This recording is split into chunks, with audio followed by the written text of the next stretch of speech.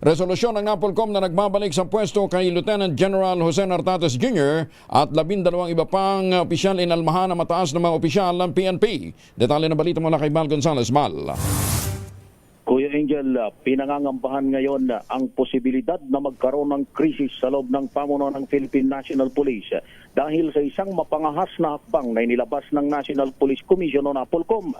Ito'y dahil umaalma na ngayon ang ilang matataas na opisyal ng PNP na mariing tumututol sa isang anila ay magiging kontrobersyal na hakbang ng NAPOLCOM na nagpapabalik sa third position kay Police Lieutenant General Jose Melencio Nartates Jr. at 12 iba pang opisyal. Batay sa nilabas na NAPOLCOM Resolution 2025-0531. Labag sa batas at literal daw na lumampas na sa kapangyarihan ng NAPOLCOM at sumasakop na sa kapangyarihan ng Chief PNP maging ng Pangulo ng Bansa. Matatandang nitong Agosto 5 ay ilipat si Lieutenant General Nartates upang pamunuan ang Area Police Command sa Western Mindanao. Pero sa biglaang resolusyon na inilabas kahapon, Agosto 14, nabaliwala ang utos ng hepe ng pambansang pulisya. Ayon sa matataas na opisyal ng PNP na ayaw nang magpabanggit ng pangalan, malinaw na ultra buyers o wala na sa kapangyarihan ang ginawang ito ng NAPOLCOM.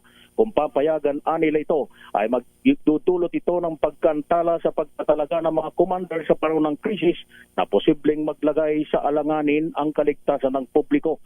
Sa ngayon ay lumalakas, Kuya Angel, ang panawagan na kumilos ang Malacanang para deklarang void ab initio o ipawalang bisa ang naturang resolusyon at panatilihin ang malinaw na chain of command na sinusunod ng Philippine National Police. Kabilang sa mga pumirma sa resolusyon na inilabas lamang kahapon ay sina DILG Secretary John Vic Rimulya bilang ex-officio chairperson ng NAPOLCOM, Commissioner at Vice Chairperson Attorney Vicente Calinisan at 3 sa 4 na iba pang mga commissioner ng National Police Commission. Ako si Val Gonzales, DZRH, una sa Pilipinas, una sa Pilipino.